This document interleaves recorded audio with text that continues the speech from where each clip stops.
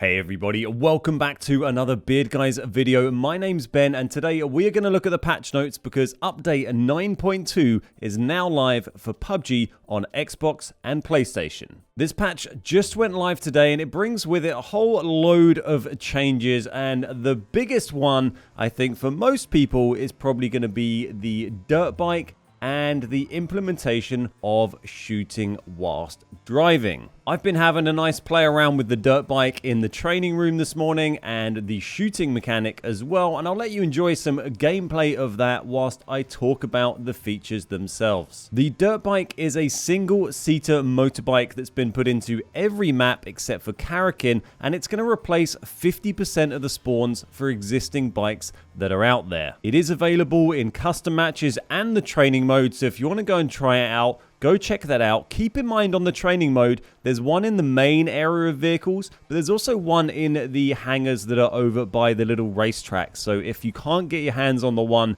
in the main vehicle area, get yourself over to the hangar really quickly where the racetrack is and you can try out a dirt bike there. It's a really fun little bike with really bouncy suspension. It handles much better off-road than the normal bike, and you can really spin it and control it in the air quite nicely as well, as you can see in the gameplay footage in the background. It's a lot of fun to drive around. I had a lot of fun just bolting around on the training room, and I can't wait to try it out in normal games. Combined with that, there's also the new mechanic of driving and shooting that they've added into the game. What this means is that you'll now be able to fire a sidearm whilst driving a vehicle in the game. This applies to all vehicles except for boats and the BRDM. The controls are listed on the patch notes, which I'll put a link to down below. And just keep in mind, if you've set up a custom controller setup, much like I have, you'll need to go into that and manually assign some of these buttons in order to get it to work. Once you do get it set up, however, you can then drive around on dirt bikes, in cars, or whatever,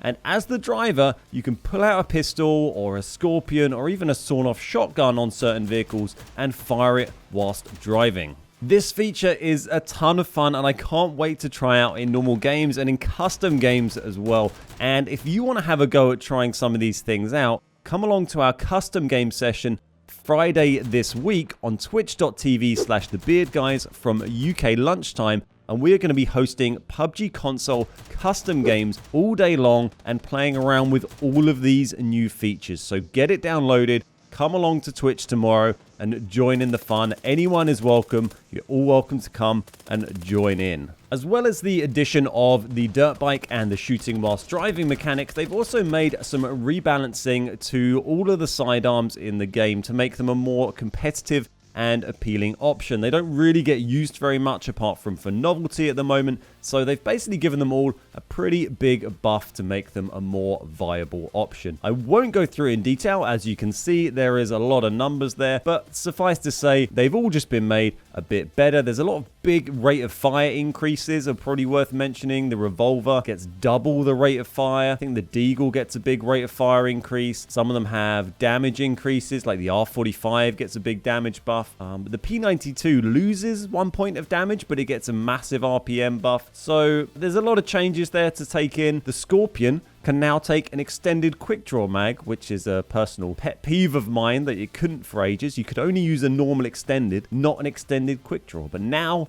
you can.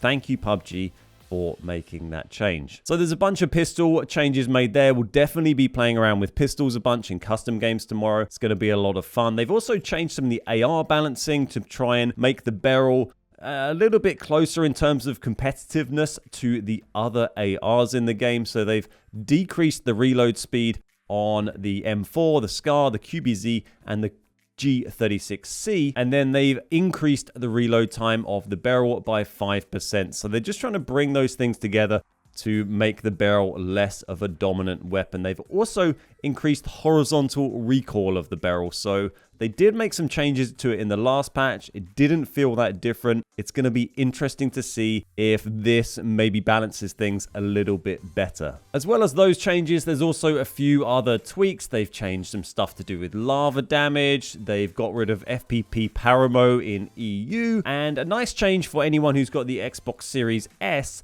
you can now use the frame rate option to have 60 FPS at 1080p. So that's nice to see. That was only available on the Xbox X and the Xbox Series X before. Now that is available on the Xbox Series S. Moving down from there, there is some new Battle Pass stuff. They've got this Battle Bride Pass, which is a sort of standalone 15 level pass that you can buy if you want, and you kind of get stuff to do with this one character that they've got with some lore surrounding that. So if you're interested in that, you can pick that up from the store. And there's also quite a few other things added to the store as well. There's a load of dirt bike themed outfits that look pretty cool. There's some PGC stuff from Gen G winning PGC last year. And there's a few new Twitch Broadcaster Royale items added to the store, as well as some Black Friday deals where you can get cheap, well, relatively cheap G-Coin or cheaper G-Coin. You get some bonus G-Coin when you buy stuff. And then like temporary items, I don't really get, but you kind of get them for 30 days. Or if you buy more, then you get it all permanently except the parachute, which is only for 30 days. I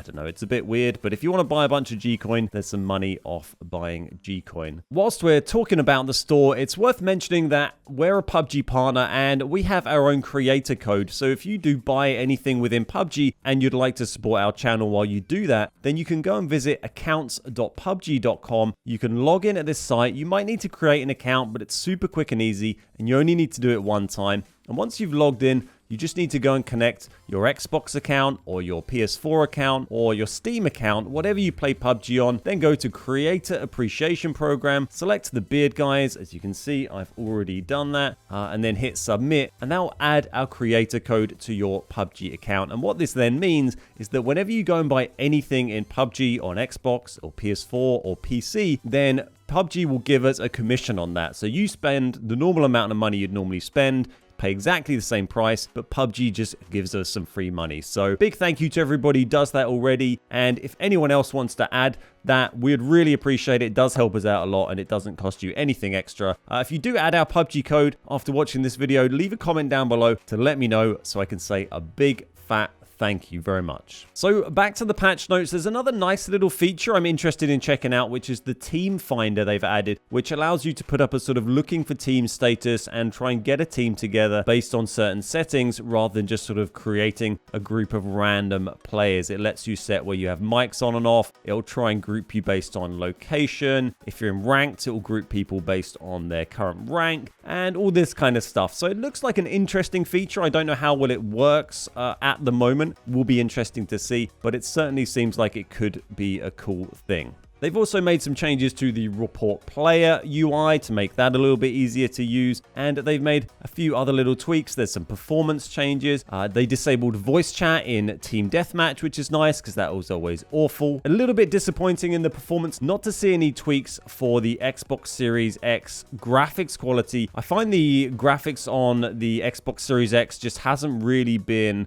optimized at all at the moment. There's definitely room for that to be made much, much better. Hopefully they get that done soon, because it's kind of frustrating playing on a Series X and PUBG still looking like a bit of a hot mess, but at least a hot mess with a nice frame rate, I suppose. But there's certainly room to improve those graphics very significantly, and I hope that doesn't take them too long. Another big change they've also done is some quality of life updates, they call it, on Vikendi. They've got rid of some of the houses, they've got rid of some of the clutter, made it a bit easier to move around the map, and changed how the circles work. They said the circles were tending towards the edge of the map too much, so they brought them in a little bit, and just generally made some tweaks to try and make it a better map to play on. So you will notice some differences when you go and next play Vikendi. So that's about it. There's a big list of bug fixes at the bottom of the patch notes. As I said, I'll put the link down below in the video description, so if you do want to read through them at length, you can go and do that on that link there. And if you did find this video useful at all, then please think about clicking the like button and subscribing to our channel if you'd like to see all sorts of PUBG console content. Thanks very much for watching. My name's Ben, we are the Beard Guys, and I'll see you next time.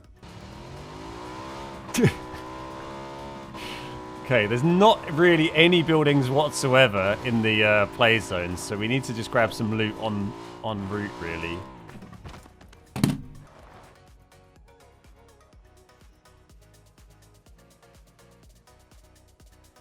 That's 2 games in a row! 2 games in a row! Good job.